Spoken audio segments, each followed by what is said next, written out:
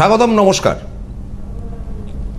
আজ এমন একজন ব্যক্তির সঙ্গে বা ব্যক্তিত্বের সঙ্গে বসেছি যার নামের আগে পরে অনেক উপাধি রয়েছে, যেমন মাতৃ সাধক, তন্ত্র সাধক, বাকসিদ্ধ ইত্যাদি। কিন্তু তার সঙ্গে আমার আলাপ 20 বছরের ওপর। ব্যক্তিগত বন্ধু হিসেবে তাকে আমি চিনি এবং আমাদের বন্ধুত্ব যখন আমরা অনুষ্ঠানের বাইরে বন্ধুত্বটা রেখেছি তখন আমাদের 1 ইঞ্চিও জ্যোতিষচর্চার কোনো আলোচনা হয়নি। আলোচনা হয়েছে ভারতবর্ষের কী অবস্থা, অর্থনীতির কী অবস্থা, বইপত্রের কী অবস্থা, আইনের কী অবস্থা, এই সমস্ত নিয়ে। তাছাড়া ইয়ার্কি ফাজলামি তো থাকবেই। অর্থাৎ একজন বিশিষ্ট জ্যোতিষী হতে গেলে তিনি সবসময় যদি রবি আর শনির মধ্যে ঝগড়া লাগিয়ে দেন, বা মঙ্গল গ্রহ বা 2025 মানে মঙ্গলের বর্ষ কী কী খারাপ হতে পারে, তাহলে ব্যাপারটা বোরিং হয়। ফলে একজন জ্যোতিষের কারিকুলাম তখনই ভালো হয় যখন তিনি বিভিন্ন বিষয়ে তার জ্ঞানটা রাখতে পারেন। বিভিন্ন বিষয় মানেটা হচ্ছে সকাল থেকে রাত্রি অবধি যত ঘটনা ঘটে প্রত্যেকটা ঘটনা যদি আমি আত্মস্থ করতে পারি এবং তার উপরে বিবরণ দিতে পারি এবং তার সঙ্গে ক্যালকুলেশন করে আপনার ভাগ্যে কী আছে সেটা বলতে পারি, তবেই তো প্রকৃত জ্যোতিষী। তিনি শ্রীরামকৃষ্ণ। ওয়েলকাম। আমার পুরনো বন্ধুকে আমি ওয়েলকাম জানাচ্ছি। নমস্কার।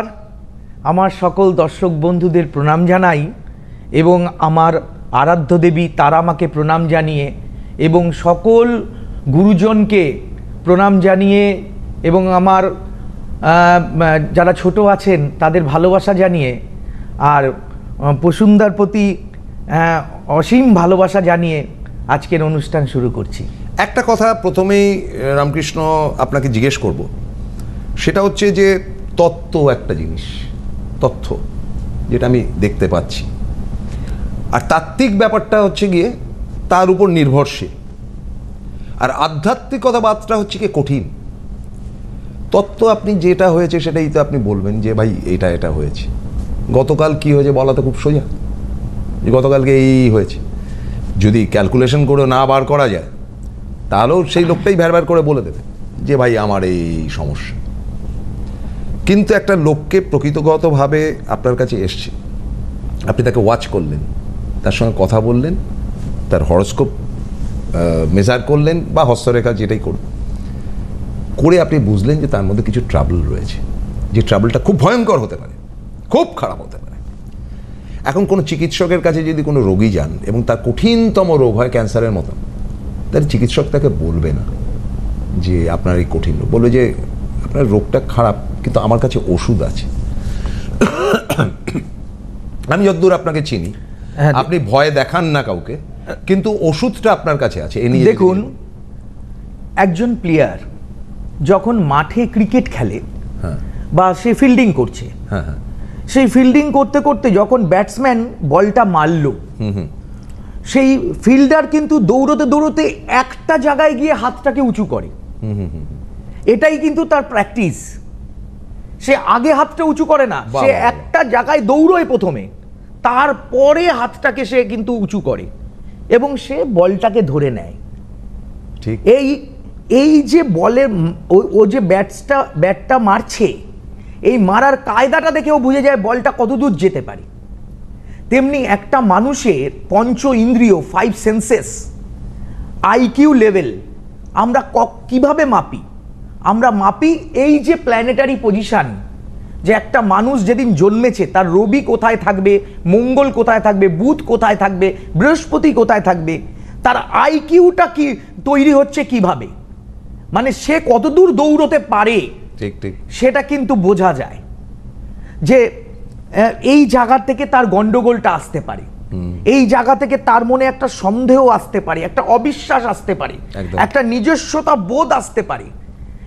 যেমন যদি কারোর লগ্নের দ্বিতীয়, লগ্নের চতুর্থ, লগ্নের সপ্তম, লগ্নের অষ্টমে মঙ্গল থাকে, এরা কি হয়, এরা নিজে, মঙ্গল হচ্ছে ক্ষত্রিয় বর্ণ, যুদ্ধবিদ্যায় পারদর্শী। আমরা আর্যরা তাদের সমাজটাকে 4টে ভাগে ভাগ করেছিল, ব্রাহ্মণ, ক্ষত্রিয়, বৈশ্য, শূদ্র। আমরা গ্রহগুলোকেও, কোনো গ্রহকে ব্রাহ্মণ, ক্ষত্রিয়, যেমন মঙ্গলটা হচ্ছে ক্ষত্রিয়। ক্ষত্রিয়ের কাজ কি? সাহসিকতা, যুদ্ধবিদ্যায় পারদর্শী, এবং মাঙ্গলিক যোগ যারা আছে তারা নিজে যেটা বলবে সেটাই ঠিক, আর বাদবাকি সব বেঠিক, এরা কিন্তু ঠিক মতো সংসার করতে পারে না। পারে না, না, এদের বিবাহে ডিভোর্স হয়ে যায়।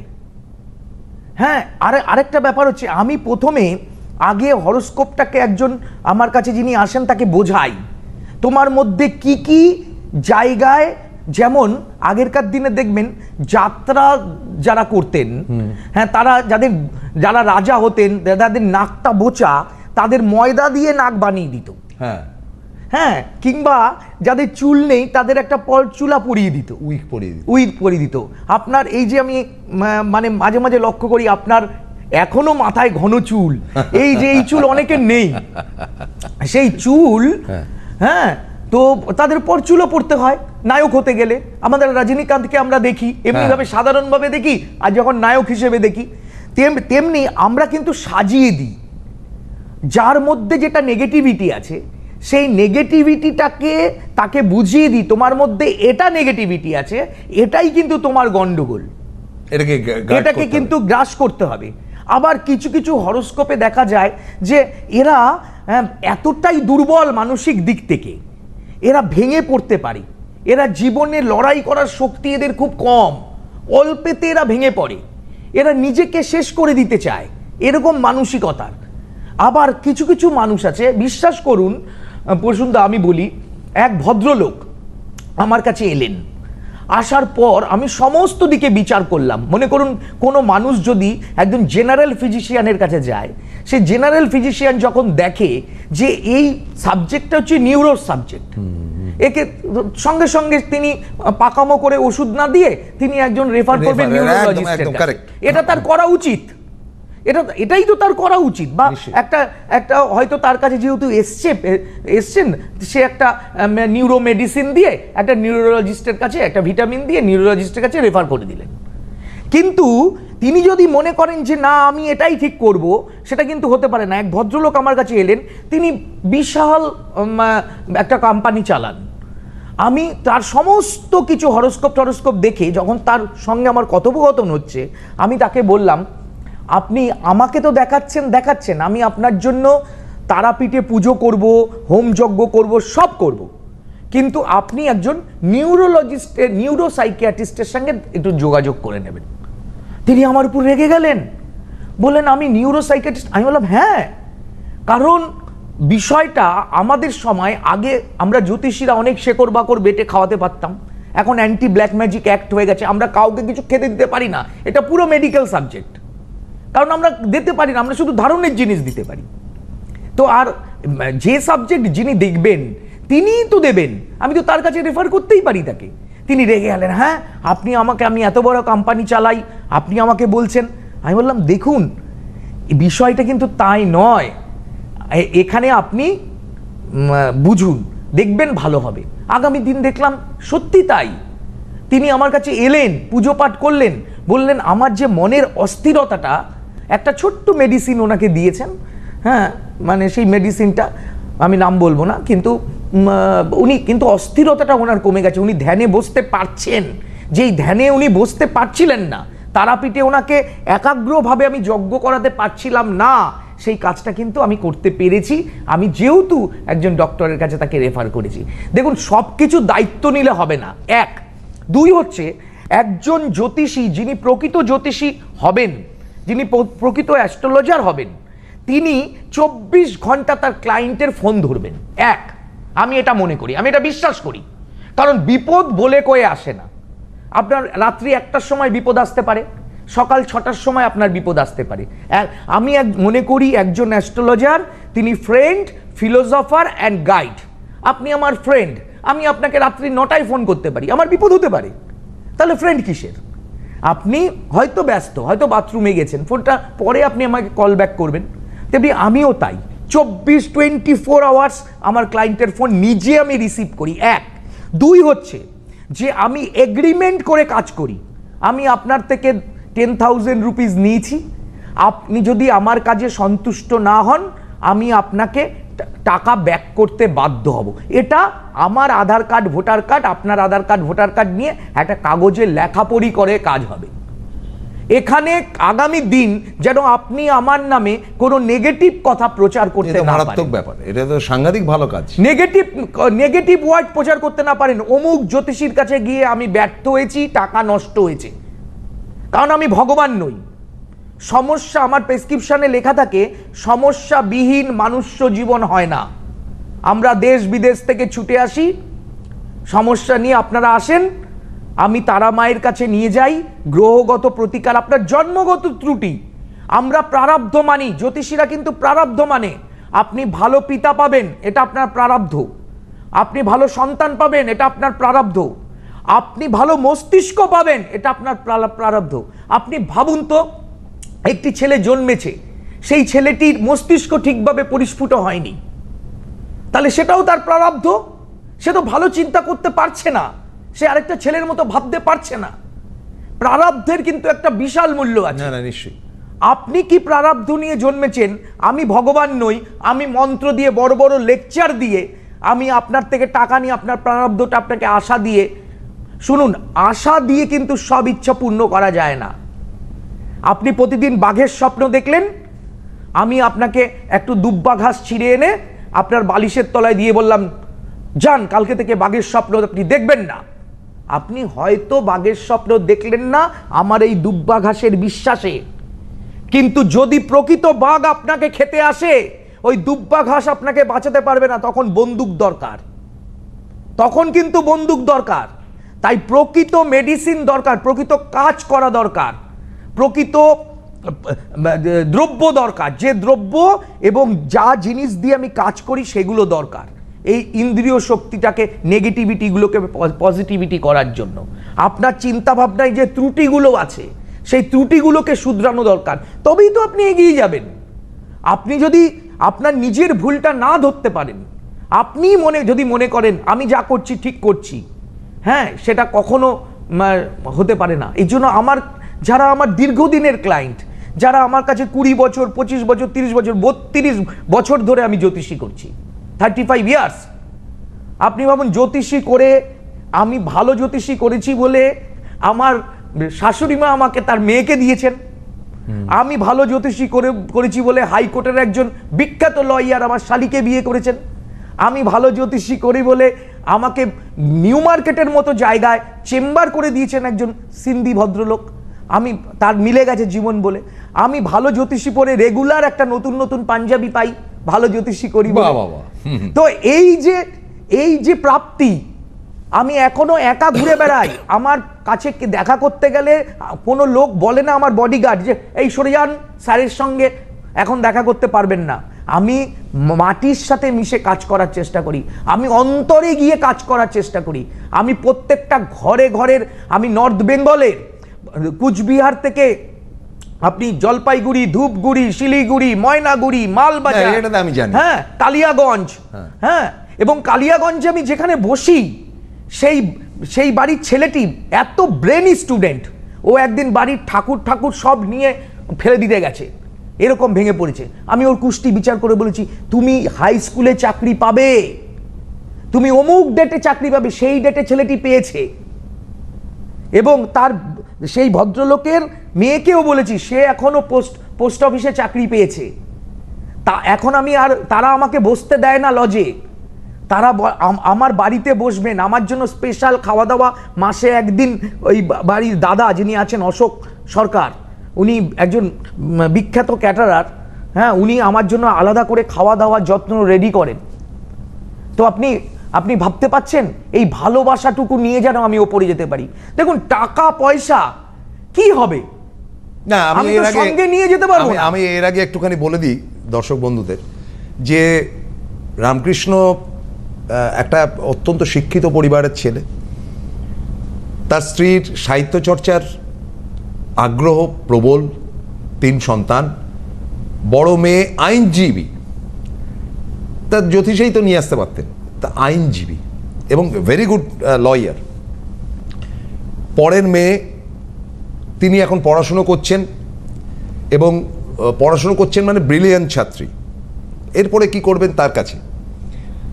এবং রামকৃষ্ণের বিশেষ ইচ্ছে সেটা হচ্ছে আইএএস বা WBCS যদি তাকে পড়ানো যায়। ব্যাপারটা ভাবুন। ছোট ছেলে ইংলিশ মিডিয়ামের একটি বিখ্যাত স্কুলে পড়ে, স্কুলের নামটা বলছি না যেহেতু আমাদের এখানে কিছু বাধা বিপত্তি আছে, ক্লাস 7। ফলে এদের বাড়ির পরিবেশটা একটা এডুকেশন পরিবেশ, এবং এই জায়গাটা থেকে উনি যে কথাগুলো বলছেন, আমার তো মনে হয় যে আজকে বিভিন্ন চ্যানেলে এই যে রাজনৈতিক অনুষ্ঠান হয়, প্যানেলে সব বসে না, পরপর পরপর বসে, রামকৃষ্ণ বাবুকে যদি নিয়ে এসে তাতে বসিয়ে দেওয়া যেত, বেস্ট বক্তা হতে পারতেন। চমৎকার বলছেন আপনি পরপর পরপর কথাগুলো, এবং রামকৃষ্ণ যে বলছেন যে he is so popular in north Bengal, আমার মনে পড়ে যে আজ থেকে তা প্রায় 10-12 বছর আগে আলিপুরদুয়ারে বসে আছি, কোনো হোটেল পাচ্ছি না, তো রামকৃষ্ণকে ফোন করলাম, আমি বললাম যে কি করা যায় বলুন তো, বলে যান ওই হোটেলে চলে যান, আমার বলা আছে। দুপুরবেলা বসে আছি, একেবারে স্পেশাল খাবার দাবার চলে এলো আমার জন্য।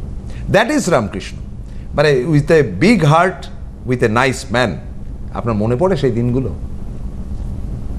You are a lovely man, চমৎকার মানুষ, মানে এইগুলো মানুষের জন্য মানুষ। আপনি তো না করলেও পারতেন, আপনার তো কোনো প্রয়োজন ছিল না, আপনি তো টাকা কামাই করতে এসছেন পৃথিবীতে নিয়ম অনুযায়ী, তাহলে আপনি মানুষের জন্য করবেনই বা কেন, তাই না? দেখুন, বিষয় একটা জিনিস আমি বুঝি, ভালোবাসলে ভালোবাসা পাওয়া যায়। আর মানুষকে ঠাকুর অনুকূলচন্দ্র, আমি ওনার দুটো বাণী আমি খুব মনে রেখেছি। আমি অনেক মহাপুরুষের বই পড়ি, কিন্তু ঠাকুর অনুকূলচন্দ্রের মানে আমার জ্যাঠা ওনার মানে ছিলেন, মানে ভক্ত ছিলেন। তো এক জায়গায় উনি বলেছিলেন, মানুষ আপন টাকা পর, যত পারিস মানুষ ধর। বাহ! মানুষকে যদি ধরা যায় তাহলে টাকা আপনা আপনি আসে, সে হেল্প করবে। আর 2 নাম্বার আরেকটা জায়গায় উনি লিখেছিলেন যে কর্ম নাই চিন্তা সৎ। একটা মানুষ সারাদিন ধরে হরির নাম করছে কিন্তু তিনি কর্ম করছে না। কর্ম নাই চিন্তা সৎ, পাথর পিছল নরক পথ। হ্যাঁ, কারণ মানে পাথরে যদি সে কোনো মানুষ পিছলে যায়, তার কোমরটা ভেঙে গেলে আর তার গতি নেই তার জীবনে, মানে নরকের মতো অবস্থা হয়ে যাবে। তাই কর্ম করতে হবে, শুধু চিন্তা করলে হবে না। আমি ভালো চিন্তা করছি, আমি ভালো ভাবছি, তার সাথে সাথে আমাকে কর্ম করতে হবে। হ্যাঁ, তবেই না মানুষের বিশ্বাস জাগবে। তবেই কর্মই হচ্ছে সবথেকে বড় ধর্ম। আমি যদি শুধু প্রফেশনাল হয়ে যাই, যে আমার কাছে এলো, হাতটা দেখালো, তারপর আমি তাকে চিনি না, অনেকে না চেনার ভান করেন। আমার ছোটবেলায় আমার ছেলের ছোটবেলায় একটা ব্যাপার হয়েছে, আমার পাড়ার বিখ্যাত একজন ডক্টর, তাকে আমি দেখাতাম। যেদিন ছেলের খুব জ্বর, আমি কোলে করে মানে ড্রাইভারকে তাড়াতাড়ি ডেকে কোলে করে আমি আর আমার মিসেস তার বাড়িতে গেলাম। ওনার মিসেস দরজা খুলে বললেন, আপনি নার্সিংহোমে অ্যাডমিশন করিয়ে দিন। উনি এখন বাড়ি নেই, কিন্তু উনি বাড়ি ছিলেন। উনি কিন্তু দায়িত্ব নিলেন না। একটা ওষুধ উনি দিতে পারতেন, এটা খাইয়ে আপনি নিয়ে যান। বিপদের সময় চাণক্যের কথা আছে, বিপদের শ্মশানে যে তোমাকে সঙ্গে থাকবে সেই তোমার প্রকৃত বন্ধু। আমি যদি একটা মানুষের বিপদে না থাকতে পারি, আপনি জানেন জলপাইগুড়ির একজন বিশাল বড় ব্যবসায়ী, ওনার একটা হোটেল আছে, হোটেলটার নাম আমি বলছি না, সেটা স্টেট ব্যাংকের উল্টো দিকে। আচ্ছা, বিশাল, উনি চৌধুরী পরিবারের একজন মানুষ। আমি করোনার সময় নিজে গাড়ি চালিয়ে তার জন্য একটা জিনিস তৈরি করে নিয়ে গেছিলাম, এবং বিনা স্বার্থে। একটা টাকার সম্পর্ক নয় তার সাথে আমার, শুধু মনের সম্পর্ক। লোকটাকে আমি ভালোবাসি বলে নিজে গাড়ি চালিয়ে সেই সময় কয়েকটা পেট্রোল পাম্প খোলা, আর একটা দুটো ধাবা খোলা, একটু খেয়েছি, জল নিয়েছি, আমি পৌঁছে দিয়ে আবার ওনার স্ত্রী আমাকে একটা আপেল দিলেন, খেতে খেতে আবার নিজে গাড়ি চালিয়ে আবার কলকাতায় ব্যাক করেছি। ভাবা যায় না, ফাঁকা রাস্তায় আমি গেছি। এই ভালোবাসাটা তো, উনি এখনো আমাকে ভালোবাসেন, আমার বাড়িতে আসেন, আমাকে ভালোবাসেন, সুখে দুঃখে খবর নেন। দেখুন, আপনি যে বড় অ্যাস্ট্রোলজার সবাই জানে, আপনাকে নতুন করে পরিচয়, আচ্ছা মঙ্গলের ঘরে, আচ্ছা বুধের ঘরে, দরকার নেই না। সবাই জানে যে is a good astrologer, senior astrologer, 35 বছর ধরে অ্যাস্ট্রোলজি করছি। তাহলে ছোট করে একটা প্রশ্ন, এবং তার মধ্যেও একটা কথা আছে প্রসন্ন, একটা মানুষ খুঁজে পাবেন না যে আমার সম্পর্কে একটা বিরোধী কথা বলবে। না, আমি মেনে নিয়েই বলছি যে এমনকি দক্ষিণ ভারতে পর্যন্ত আপনার একটা পপুলারিটি আছে, একদম সাউথ ইন্ডিয়াতে। সেটা আপনারা অনেকেই জানেন না, এর আগে কোনো অনুষ্ঠানে তাকে ইন্ট্রোডিউস করার সময় হয়তো বলা হয়নি, কিন্তু যেহেতু তিনি আমার বন্ধু বলেই আমি জানি এবং ভেরি পপুলার। তো এখন আমার কথাটা হচ্ছে যে ক্রুশিয়াল টাইম, ক্রিটিক্যাল টাইম, মানে একটা লোকের ব্যবসা পড়তে ধ্বংসের দিকে যাচ্ছে, আপনি বুঝতে পারলেন যে এই লোকটা ঘুরে দাঁড়াতে পারবে কিন্তু ব্যবসাটা চেঞ্জ করতে পারবে, হবে এক লোকটার জেদাজিদি আছে না, আমি ওইটাই করব, সেক্ষেত্রে আপনি কি করবেন? দেখুন, প্রথম কথা, যদি যে নিজের ভালো না বোঝে, পৃথিবীর কোনো শক্তি নেই তাকে তার লাইফ চেঞ্জ করার। আমার প্রথম কাজ হচ্ছে তার মানসিকতাটাকে চেঞ্জ করে দেওয়া। সেটা তখনই চেঞ্জ হবে যখনই তার প্রপার ইন্দ্রিয় শক্তি কাজ করবে। তার জন্যই তো আমার দ্রব্য দেওয়া, এবং তাতে করে তার পরিবর্তন, তাতে করেই তার চিন্তা ভাবনা করতে হবে, সে নিজেই চিন্তা করবে। তার মানে আপনার প্রতিকারের প্রতিবিধানটা হচ্ছে কি তাকে পরিবর্তন করা। হ্যাঁ, দেখবেন যার খারাপ সময় আসে, বলে না অভাগা যেদিকে যায় সাগর শুকায়া যায়, একটা কথা আছে। আপনি খারাপ সময় আপনি ভালো বন্ধু পাবেন না, কারণ আপনি খারাপ সময় আপনি চিন্তাই খারাপ করছেন। হ্যাঁ, সব চিন্তা খারাপ, আপনি যা সিদ্ধান্ত নেবেন তাই ভুল। সেজন্য আপনি ভুল বন্ধু পেয়ে যাচ্ছেন খারাপ সময়, ভুল চিন্তা করছেন, ভুল ব্যবসা করছেন, কারণ সময়টাই তো আপনার খারাপ। চিন্তা ভাবনাগুলো আপনার খারাপ আসছে। দেখবেন মৃত্যুর সময় ভালো ডাক্তার পাওয়া যায় না, বা আপনি একটা জমি অল্প পয়সায় বিক্রি করে দিচ্ছেন, তারপরে একজন এসে বললো, আহারে আমায় বললেন না, আমি তো কেনার জন্য প্রস্তুত ছিলাম। মানে টাইমটা আপনার তার সাথে যোগাযোগ করায়নি। আপনার ভাগ্যে যদি আগে আমাকে দেখতে হবে যে উনি প্রপার চিন্তা করতে পারছেন। আচ্ছা, একই কথাও তো আমি বলতে পারি যে ছাত্র খুব খারাপ, পড়াশোনা তার মগজে ঢুকছে না বা পড়াশোনা করছে না, তাহলে তাকেও তো একই ফরমেশনে আপনি অবশ্যই অবশ্যই অবশ্যই অবশ্যই। তার মানে যেটা দাঁড়ালো রামকৃষ্ণবাবুর কথাতে, সেটা হচ্ছে আপনার মধ্যে যে অভাবটা রয়েছে সে অভাবটা পূরণ করারই চেষ্টা করেন উনি, এবং সেটা পূরণ করে ছাড়েন। এবং আপনাদের মানে আমি একটা অনুষ্ঠানে বসে ওনাকে তোল্লাই দেওয়ার জন্য বলছি তা না, হি ইজ ভেরি পপুলার। আমি তো আমার নিজের জায়গা থেকে বললাম, কোনোদিন বলতে শুনেছেন আমাকে যে এত পপুলার? এবং নর্থ বেঙ্গলে মানে একটা মানে বন্ধু ভগবান ইত্যাদি এরকম ধরনের তার একটা ব্যাপার আছে। তো নর্থ বেঙ্গল ছাড়া কোথায় কোথায় পাবো? আপনি তো কলকাতায় আমাকে পাবেনই, আমার বাড়িতেও পাবেন, এবং দমদমে আমি বসছি। হ্যাঁ, আর তাছাড়া ব্যারাকপুর, চুচুড়া, তারপরে এদিকে আপনি দিল্লিতে পাচ্ছেন। হ্যাঁ, বম্বেতে দীর্ঘদিন ধরে, বম্বেতেও দীর্ঘদিন ধরে। হ্যাঁ, আর কলকাতায় পাচ্ছেন। এখন পাওয়াটা সবথেকে অনলাইনে ভিডিও কলিং এর মাধ্যমে। এটা একটু ভালো করে বলে দিন প্লিজ। হ্যাঁ, অনলাইনে আপনারা ভিডিও কলিং এর মাধ্যমে আমার সঙ্গে সরাসরি কথা বলতে পারবেন। এখানে হাত যদি দেখার ব্যাপার আছে, দুটো হাতের ছবি ভালো করে ছবি তুলে পাঠাবেন এবং date of birth, time, place পাঠিয়ে দিলে একদম সামনাসামনি আমি আপনাকে কথা হয়ে যাবে। এখানে তো আশীর্বাদ দেওয়া, ছুঁয়ে আশীর্বাদ দেওয়ার ব্যাপার নেই। ভিডিও কলিং এর মাধ্যমে সমস্যা সমাধান হতে পারে। এবং তারপরে আমি যদি আসতে বলি যে আমার তারাপীঠে আমি একটা জমি নিয়েছি, ওখানে আশ্রম তৈরি করছি, 2.5 বিঘা জমি নিয়েছি, আমি শুনছিলাম। হ্যাঁ, সেখানে একটা আশ্রম তৈরি করছি, আর একটা ওখানে হোমযজ্ঞ করি। আপনারা যদি সেখানে আসতে পারেন তো অনেকাংশে কিন্তু ভালো হবে আর কি। আপনি মানে তারাপীঠের এই ব্যাপারটা আমার খুব মনে লেগেছে। হ্যাঁ, যে এটা খুব একটা কাজের। আচ্ছা, আমি বৃদ্ধদের খুব কষ্টে দেখেছি, বুঝলেন। একটা সময় ছেলে মেয়ে কাছ থেকে দূরে চলে থাকে, ছেলে মেয়ে দূরে থাকে, পেটের জন্যই দূরে থাকে, বিদেশে থাকে, তাদের ঠিক মতো দেখাশোনা হয় না। তাদের জন্য একটা আশ্রম যদি তৈরি করা যায়, এগুলো করার চমৎকার মনের মানুষ শ্রীরামকৃষ্ণ। এবং আমি পরম আনন্দের সঙ্গে বলছি যে তার সঙ্গে সখ্যতা পেয়ে আমিও খুশি, এবং অবশ্যই তার ভালো হোক, এবং তার ভালো হলে আপনার ভালো হবে, তার ভালো হলে আপনার ভালো হবে। এই অ্যাসুরেন্সটা দিয়ে আজকের মতো শেষ করছি। আপনি আমার নমস্কার নেবেন। সুখবর, আপনাদের প্রিয় জ্যোতিষী রামকৃষ্ণ শাস্ত্রী অনলাইন কনসালটেন্সি করছেন। আপনাদের প্রতিকার এবং পরামর্শ ভারতবর্ষের বিভিন্ন প্রান্তে পৌঁছে যাচ্ছে। Online consultancy number 9038002022 Ramakrishna Shastri আপনাদের সাথে, আপনাদের পাশে।